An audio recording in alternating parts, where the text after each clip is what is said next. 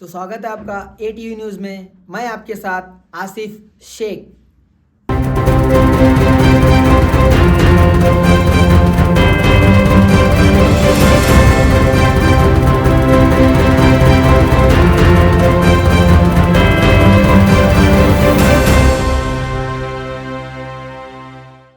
Police firing में चोर हुआ घायल और 3 चोर हुए फरार। जैसा कि आप सब जानते हैं कि पिछले कई दिनों से शहर के कई हिस्सों में चोरों ने दहशत फैलाई हुई है, जिसके चलते पुलिस के मुताबिक चोरी की वारदात में 3 FIR दर्ज हुई हैं।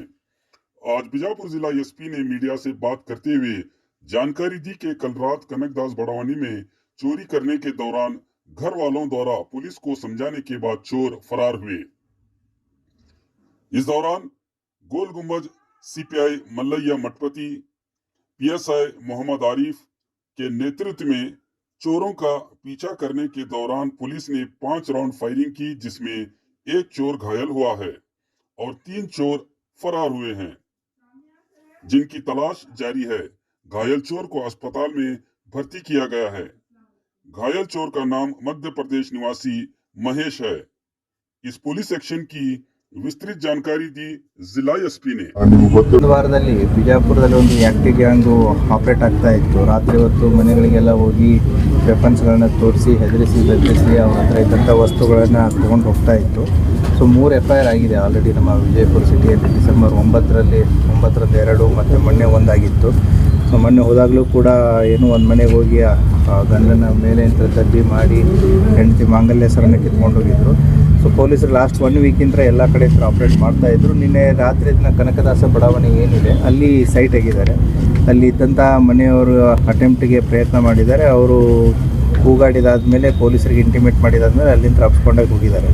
ತಪ್ಪಿಸ್ಕೊಂಡಾಗಿ ದಾರಿ ಮಧ್ಯದಲ್ಲಿ ಒಂದು ಬೈಕನ್ನು ತೊಗೊಂಡು 4 ಜನ ಒಂದೇ ಬೈಕಲ್ಲಿ ಹಬ್ಸ್ಕೊಂಡಾಗ್ತಿರ್ಬೇಕಾದ್ರೆ ಪೊಲೀಸ್ನವರು ನೈಟ್ ರೌಂಡ್ಸಲ್ಲಿ ಇರೋದ್ರಿಂದ ಎಲ್ಲರೂ ಸೊ ಹೈವೇ ಮೇಲೆ ಅಪೋಸಿಟ್ ಡೈರೆಕ್ಷನ್ದಲ್ಲಿ ಸೈಟ್ ಇದ್ದಾರೆ.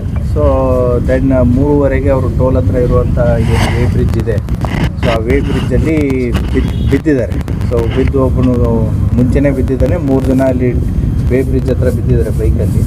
ಸೊ ತಪ್ಪಿಸ್ಕೊಂಡು ಹೋಗಿದ್ದಾರೆ. ಪೊಲೀಸ್ನವ್ರು ಅಲ್ಲೇ ಸರ್ಚ್ ಮಾಡ್ತಾ ಇರ್ಬೇಕಾದ್ರೆ ಮತ್ತೆ ಅಲ್ಲೇ ಸ್ಪಂದನ ಹಾಸ್ಪಿಟ್ಲ್ ಇದೆ ನಿಮಗೆ ಪಕ್ಕದಲ್ಲಿ. ಸೊ ಅಲ್ಲಿ ಒಬ್ಬನು ಬೆಳಗ್ಗೆ 5:30ಗೆ ಸೈಟ್ ಆಗಿದ್ದಾನೆ ವಿತ್ ವೆಪನ್ನು. ಸೊ ಆವಾಗ ಪೊಲೀಸ್ನವರು ನಮ್ಮ CPI ಗೋಲ್ ಗುಂಬಜ್ ಮಲ್ಲಯ್ಯ ಮಠಪತಿ ಮತ್ತು ಮೊಹಮ್ಮದ್ ಗೋರಿ PSI ಗೋಲ್ ಗುಂಬಜು ಅವಾಗ ಗುಂಡು ಹಾರಿಸಿದ್ದಾರೆ. ಸೊ ಗುಂಡು ಹಾರಿಸಿದಾಗ ಅವಾಗ ಕತ್ಲಿರೋದ್ರಿಂದ ಅವನು ಅಲ್ಲಿ ಕಂಡು ಬಂದಿಲ್ಲ.